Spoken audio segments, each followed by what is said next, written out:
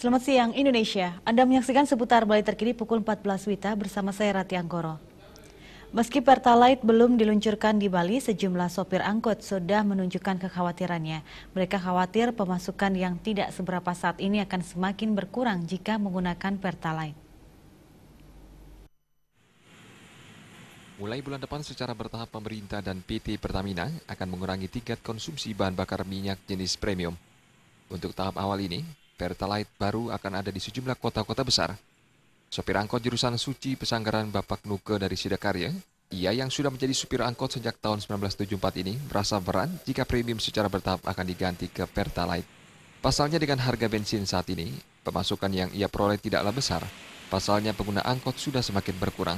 Apalagi jika nanti menggunakan Pertalite yang harganya berkisar 8.000 lebih, tentunya akan sangat memberatkan. Hal serupa juga diungkapkan Wayan Saryanto asal Panjar. Ia yang juga seangkatan dengan Bapak Nuke juga berkeberatan jika beralih dari premium ke Pertalite. Katanya sampun sepi, mangkin jak sulit sekali, mangkin pun ngerah jina. Ajin beli lengis di 60 kan ampun terdapat jina kadang-kadang 60 Bu. Sampai satu hari full itu Bu. Kadang-kadang dapat uang 100. Beli minyak aja udah paling-paling 80 70 apa sisa mana yang setor Bu, mana yang makan gitu loh. Itu udah sulitnya saya. Berarti dengan adanya Pertalite akan Makin parah. 72 ampun penumpang. penumpangnya tapi apa? Sepi ampun. Kalau Pertalite diberlakukan gimana Pak? Lagi lu sepi dah. Lagi Lagi sepi. sepi, semakin menambah beban gitu Pak? Beban gitu jadi.